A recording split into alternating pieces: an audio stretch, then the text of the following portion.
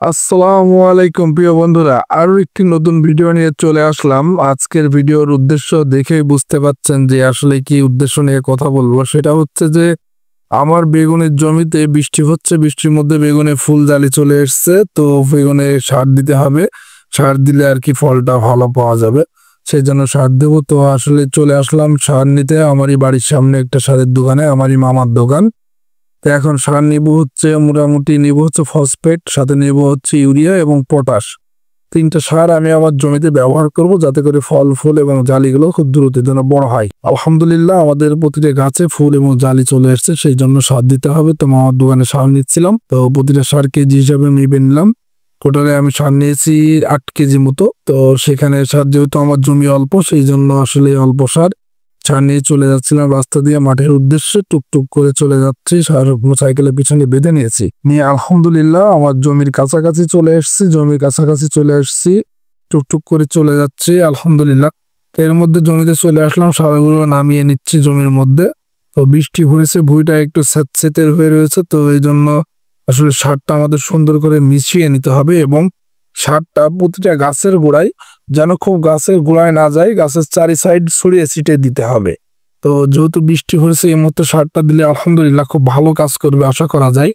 তো সারটা এখন আমি ঢেলে নিলাম গামলার মধ্যে, সারটা এখন মিশিয়ে নেব খুব সুন্দরভাবে, যেন প্রতিটা সারের সঙ্গে প্রতিটা সার সুন্দরভাবে মিক্সার হয়ে যায়।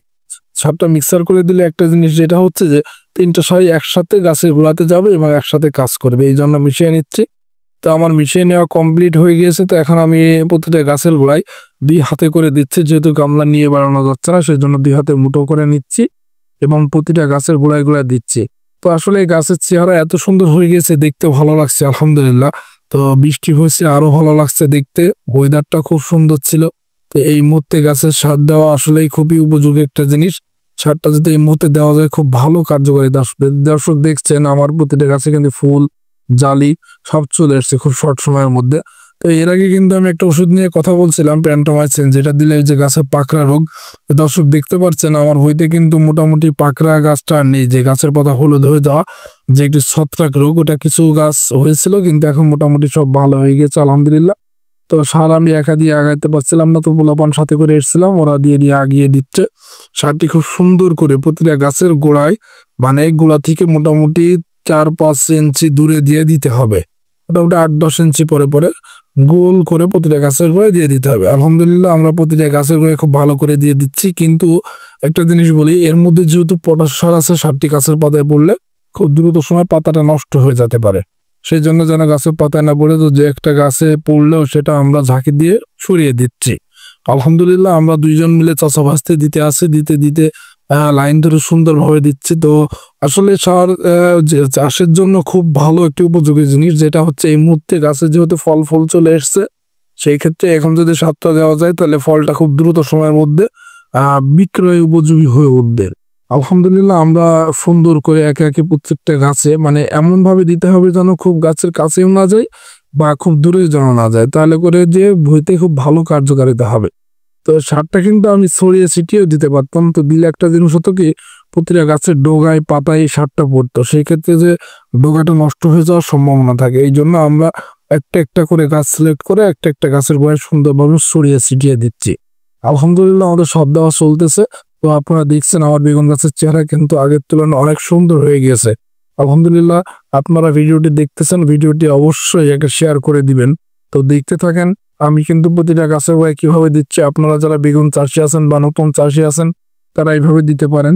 সারটি কিন্তু এইভাবে দিলে খুব দ্রুত সময়ের মধ্যে গাছ গ্রহণ করে এবং সারটি গাছের জন্য খুব ভালো কার্যকারিতা আসে।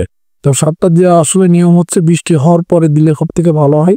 তো বৃষ্টি হয়েছে, এই জন্য আসলে আমি সারটা দিয়ে দিচ্ছি। আলহামদুলিল্লাহ সার দেওয়া চলতেছে। তো যাই হোক বন্ধুরা, আপনাদের উদ্দেশ্যে একটা কথা বলি, যারা নতুন চাষি আছেন তারা ভিডিওটি পরিপূর্ণ দেখবেন। আরেকটা কথা বলি, যদি ভিডিওটা দেখে ভালো লাগে আপনাদের, অবশ্যই অবশ্যই ভিডিওটা একটু সাবস্ক্রাইব করবেন। এবং আমি একজন নতুন উদ্যোক্তা এবং নতুন চাষি, সেদিক থেকে আমি যেন এগিয়ে যেতে পারি সেই উদ্দেশ্যে ভিডিওগুলো করা। আপনাদের যদি ভিডিওটি ভালো লাগে অবশ্যই একটা সাবস্ক্রাইব এবং লাইক, একটা সুন্দর গঠনমূলক কমেন্ট করে যাবেন। আলহামদুলিল্লাহ আমাদের সার দেওয়া মোটামুটি শেষের দিকে। তো আপনার যদি দর্শক ভিডিওটি ভালো লাগে শেয়ারও করে দিবেন। তো বেগুন চাষ কিন্তু একটি খুব ব্যয়বহুল খরচের চাষ এবং খুব মূল্যবান এবং দামি একটা সবজি। তো এটা কিন্তু বর্তমান বাজারে খুব বাজার মূল্যটা খুব ভালো আলহামদুলিল্লাহ। আপনাদের যদি ভিডিওটি ভালো লাগে অবশ্যই ছড়িয়ে ছিটিয়ে দিবেন। তো আলহামদুলিল্লাহ আমাদের সার দেওয়া প্রায় কমপ্লিট। তো বন্ধুরা ভালো থাকবেন, এই পর্যন্তই ভিডিও শেষ করছি। আমার জন্য দোয়া করবেন ইনশাআল্লাহ, আমি যেন আরো ভালোভাবে এগিয়ে যেতে পারি, আরো আপনাদের জন্য নতুন নতুন সুন্দর সুন্দর ভিডিও নিয়ে আসতে পারি চাষ সংক্রান্ত অন্যান্য ভিডিও। আলহামদুলিল্লাহ প্রিয় দর্শক, আসসালামু আলাইকুম।